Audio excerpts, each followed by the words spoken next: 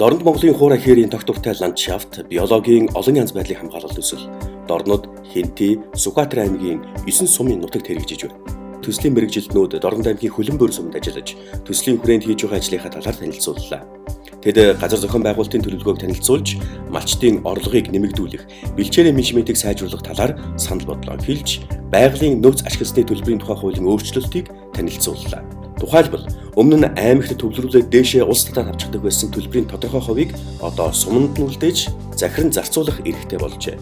Иймээс гол шийдвэр гаргадаг сумын иргэдийн хурлын төлөөлөгчдөд дээрх хууль журам хэрхэн яаж өөрчлөгдсөн, сумын өөрөө удирдах байгууллага үүнд ямар эрх үүрэгтэй оролцох талаар сургалт зохион байгууллаа.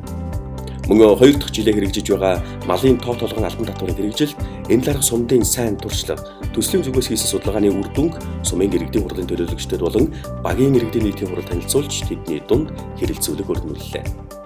Олон талд оролцоог хангах иргэдээс санал өсөлтүүдийг авах. За тэгээд улсын болон бүс нутгийн аймгийн хөгжлийн төлөвлөгөөтэй уялдуулах гэх мэтлэнгээр олон талд ажлуудыг хамруулан явж байгаа. Ялангуяа энэ бэлчээрийг хамгаалахад бол энэ эдийн засгийн хөшөөг ашиглах хэрэгтэй. Тэгэхгүй л энэ малын тоотлогоо бол маш их болж энднээс үз малын бэлчээрийн дөрөлт үүсэж шүү дээ. Хамгийн гол асуудал.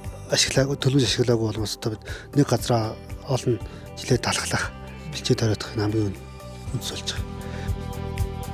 Төсөл хэрэгжиж эхэлснээс өмнө тухайн суманд сумын нутаг дэвсгэрийн хөгжлийн төлөвлөгөө байгаагүй улмаас газар олголтын асуудал төлөвлөлтгүй явагдаж, газар ашиглалт өмчлөлтөөр давхардал гарах, газар олгодог байгууллагууд болох орон нутаг, байгаль орчны яам, уулуурхайн байгууллагын орсон зөвшөөрөл давхцах эрсдэл их байсан.